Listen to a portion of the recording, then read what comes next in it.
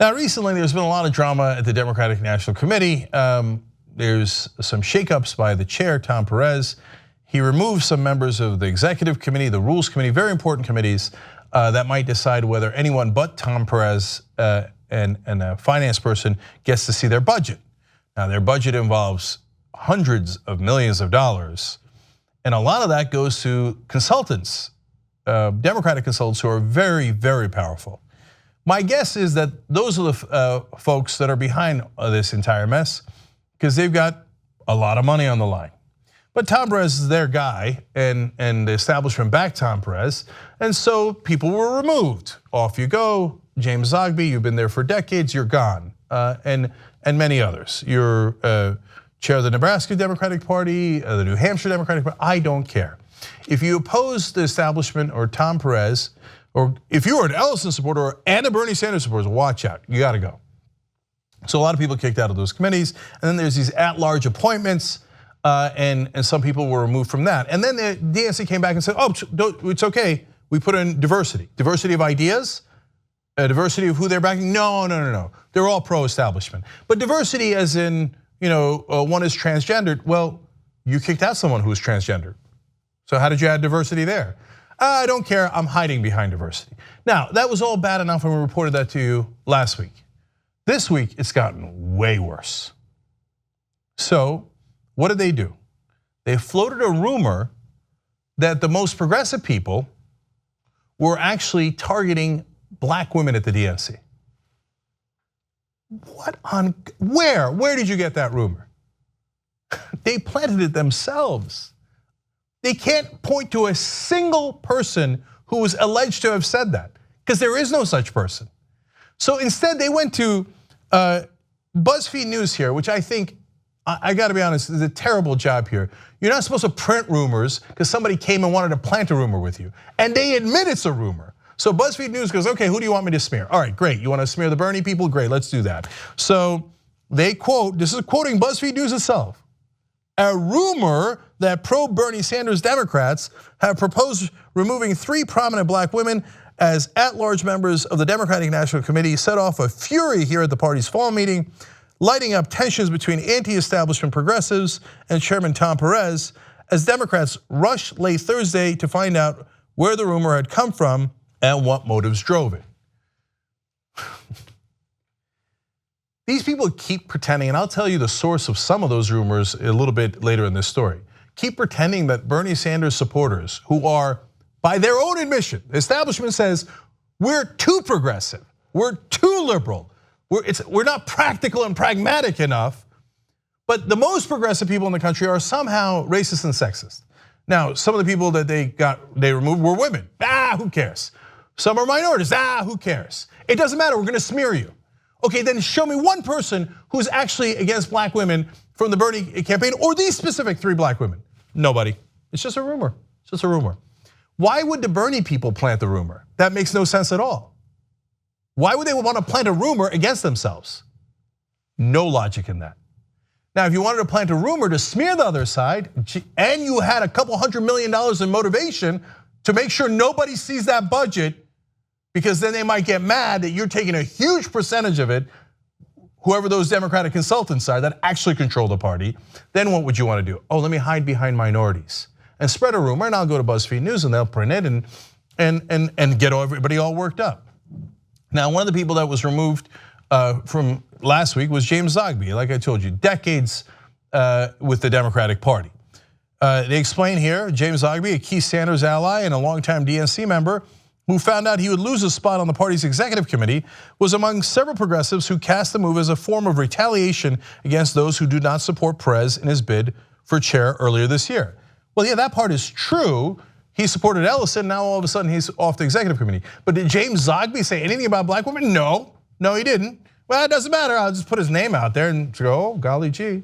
He didn't like being removed, but that's not the same as spreading the rumor. So then they have to go talk to him. By Thursday afternoon, 2 days after Perez announced his appointments, the rumor was this: Zogby and other pro-Sanders Democrats wanted to flout Perez's picks for at-large DNC members by proposing an alternate slate, one that would swap out 3 prominent black women. Now, again, there is absolutely no evidence that happened. So Zogby is asked about it and he goes, of course I didn't do that. That's preposterous, nobody did that. He explains he has known the three women, Daughtry, Moore, and Donna Brazil, for years. He said in large part through his work on the 1984 and 1988 Jesse Jackson campaigns. So the person who's theoretically against blacks is one of the most liberal guys in the Democratic Party, is himself a minority, supported Jesse Jackson for president, and is recently in trouble with the establishment because he supported Keith Ellison for as head of the DNC. Keith Ellison, who is also black. Wow, seems like a virulent racist to me. Preposterous. You see, the only thing they want to do is get us to talk about it so that they can say, I don't know, some people say this, some people say that, and then the smear is accomplished. But we're not gonna play that game. Instead, we're gonna out you for who you are and that you're doing the dirtiest tricks possible. These are the same people who planted the anti-Semitism charges against Keith Ellison. There's nothing they won't do to protect their money. It is the dirtiest tricks I've ever seen. Do they ever do it against Republicans? No. With the Republicans, they play patty cakes, and they lost over 1,000 state seats. They've lost 69 out of 99 state legislatures. They lost the House, they lost the Senate, they lost the Supreme Court, they lost the presidency to Donald Trump. Patty cakes with Republicans all day long. And then they go, we're pragmatic. Pragmatic at what? You are miserable failures. And the minute anyone challenges you and says, we believe the Democrats can do better, we believe progressives can do better, and we believe we can beat Republicans, if we actually fight them, they turn around and fight you in the most vicious ways possible. Okay. Zogby continues to explain, I would never turn against those three women. That is not what I've done. These are friends of mine who I care about. And I simply find it deplorable that someone would start that rumor in order to create a deeper wedge to absolve themselves from the crappy decisions that they have made. Okay, then the DNC spokesperson comes out and goes, wait. I'm not done hiding behind diversity yet. So they say, we are proud of the unprecedented diversity of this year's slate at large DNC members. We must come together in unity and embrace our diversity in order to win elections up and down the ballot. But who argued against diversity? No one. You made that up. Who was our candidate? Who did I want to win the DNC race? Keith Ellison, who's black. So where is the lack of diversity? Who are the people who wanted to remove these three women? No one. No one. All you have is a rumor that you yourself planted. Okay. So Leah Daughtry is really mad. She goes up and gives a speech. Now, I don't know her motivations at all. I've never met her. I don't know her at all. And it's possible that she believes these rumors and is then incensed. If you believe the rumors, you would be incensed. I'd be incensed, right? So she comes up and gives a speech. She says, I have done the work. I have paid my dues. And I have earned my seat at the table. And yet over the course of this meeting, some unnamed, shadowy, increasingly noisy faction of our party has suggested that I and a few of my like-minded friends are the wrong kind of Democrat to hold membership of the DNC. That somehow, maybe because of my race, maybe because of my gender, maybe because of the brashness that comes from the combination of the two, maybe because I actually had a history and institutional memory of our party, maybe because I chose to support the nominee of our party. I don't know what their reasons were. Maybe they didn't know that black women are the strongest loyalists and the most consistent voting bloc of the Democratic Party. Maybe they forgot that we show up when nobody else shows up. Well, if she genuinely believes that that rumor was planted by the Bernie faction, then I'd be mad too, and that would justify this speech. And I don't know her, so I don't know what she genuinely believes. But there is no proof that anyone actually wanted to get rid of her or a series of African American women, none whatsoever. But then she calls the other side, meaning the Bernie side, a noisy faction. Well, Hillary Clinton, with her army of media help, I would argue was a little noisier. With her paid trolls paid by David Brock during the primaries, I would argue we're a little noisier. I would argue that a lot of the establishment has been very, very noisy as they just got rid of people. You claim that there is a rumor that somebody might have wanted to get rid of you with no evidence. The other side actually did get rid of people. They just got rid of them right in front of our eyes last week. And look, two can play at this game.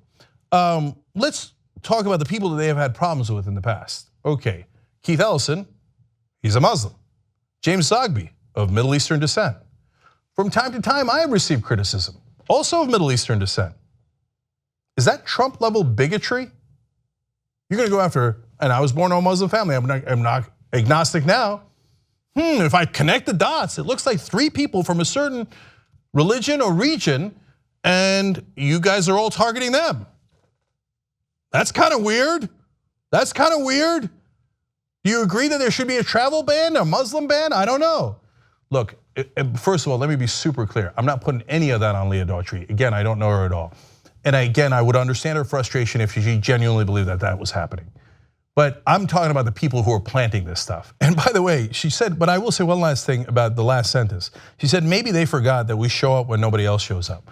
I'll tell you who didn't forget about African-American women showing up. That's Bernie Sanders. Let me show you a picture of him from decades ago. That's a civil rights protest that he showed up to. He's chained to an African-American woman. She showed up, he showed up, they showed up together, and he said, if you're going to arrest her, you're going to arrest me. He was the first guy to ever say, I'm with her. So the reason people like Bernie Sanders is because he showed up way before anyone else did. He defended those progressive values way before anyone else did. So if we want to talk about showing up, there's a reason why he has credibility. All right, now let's go to someone who doesn't have as much credibility on this issue. That's Tom Perez. Now, I talked about the consultants and the David Brocks and all these shadowy guys with all of their money. You want to talk about shadowy? Those are the shadowy guys. We're right here. We're right here. They get mad at me sometimes for saying things on air. I'm saying it in front of you. There's no rumors. There's no stabbing in the back. There's no going around people and planting things with friendly members of the press and smearing people and trying to ruin their reputations. Okay, we're right here. Now, on the other hand, Tom Perez, back during the primaries, he supported Hillary Clinton, nothing wrong with that. A lot of people supported Hillary Clinton. But he wrote a memo that we got because of WikiLeaks, and he was talking about Nevada, and he said, Nevada is an opportunity to fight back on so many levels. First, the current storyline is that she does not connect well with young voters. Given that Nevada is far more demographically representative of America, I am confident that Hillary Clinton can do well with all African Americans, Latinos, and Asian Americans. Don't forget the sizable population of Asian Americans in Nevada, including Filipinos. So far, nothing wrong with that at all. He's making an affirmative case for his candidate. Hey, you know what? I think Hillary connects great with these different demographic groups, and I think we'll show it in Nevada. Perfectly fine. But wait, there's a second sentence coming. It says, Emmy and the team have a good plan to attract all minority voters. When we do well there, then the narrative changes from Bernie kicks ass among young voters to Bernie does well only among young white liberals. That is a different story and a perfect lead into South Carolina, where once again, we can work to attract young voters of color. So I think Nevada is a real opportunity. Let me repeat that part in the middle. Bernie does well only among young white liberals. Now, is that true? No, even in that case in Nevada, he actually won Latinos. She won the state overall, and she won African Americans in Nevada, fair is fair. But Bernie won the Latinos. There's actually not much evidence to that effect at all. But Tom Perez was one of the original guys internally saying, let's say that Bernie only does well among young white liberals. Then when we go to South Carolina, which is heavily African American in the Democratic primary, we'll say, hey, remember Bernie only does well with white people. Gee, I wonder where the smears came from in the beginning. Can't quite tell. Later in another email, Perez writes, in my Hillary Clinton advocacy, I now say how these people don't have the time to wait for Senator Sanders to complete his quest for the perfect healthcare system or the perfect immigration reform bill. In other words, let's tell minorities, Bernie Sanders wants you to have great stuff, great healthcare and great immigration, but that is somehow racist? Let's convince them that not working towards those goals is actually the pro-Latino, pro-African American, pro-minority position.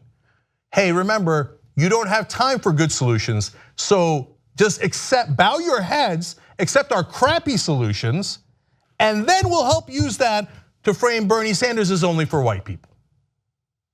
Gee, I wonder where the rumors came from about racial angles here and discontent. Couldn't be from a guy who already did that once before, right? Look, I don't even think Tom Perez is the guy. in terms of, I don't know if he planted this specific rumor. I do know that he was happy to frame issues like that during the campaign. Seems very, very happy to do it in the past. What I mean by Tom Perez is not necessarily the guy. Tom Perez is not the guy taking home hundreds of millions of dollars. If you've got about $800 million spent on a campaign through the Democratic National Committee, which you guys paid money for, and consultants are taking a percentage of that, 15, 25, no one knows because only Tom Perez and the finance person at the DNC knows. And they don't want to change that rule. God forbid you found out. And you found out, hey, 25% is going into the pockets of consultants.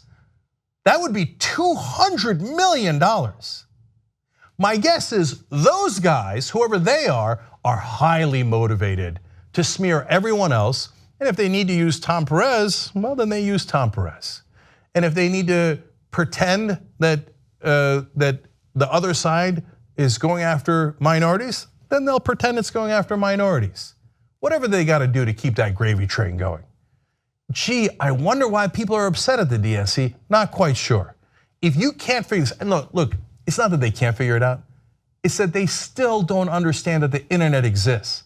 They think that's all right. We just do these smear jobs. We get our friends in the press to plant it as a story all over media. We'll get Morning Joe to get all huffy about it because Morning Joe's on our side. And we'll get all the TV pundits to be on our side. And they'll push, push, push. And nobody will find out. Wrong. We do find out. And we see what's going on. And we're not going to let you get away with it. So later, when people are angry at you, don't pretend you don't know why. Dirty tricks like this are exactly why people are furious with you, and they should be. For God's sake, support progressives who actually would like to defeat Republicans and not other progressives. But if these guys were progressive, they wouldn't do any of this stuff. They're corporatists. They just want the money. And if you try to get money out of politics, boy, then they are furious with you. Then you go, oh my God, that's a real change. No, everybody settle down. What you really want is a really, really small change. One that doesn't get money out of politics at all. One that certainly doesn't get money out of my pocket. Whether you like it or not, it's not just us, it's the audience, it's the progressives. We're all on to you. And we'll see you at the next election. Young Turks. TYT membership gets you commercial-free Young Turks. Download it, stream it, podcast it, get all the network shows, and support independent media. TYTnetwork.com/join.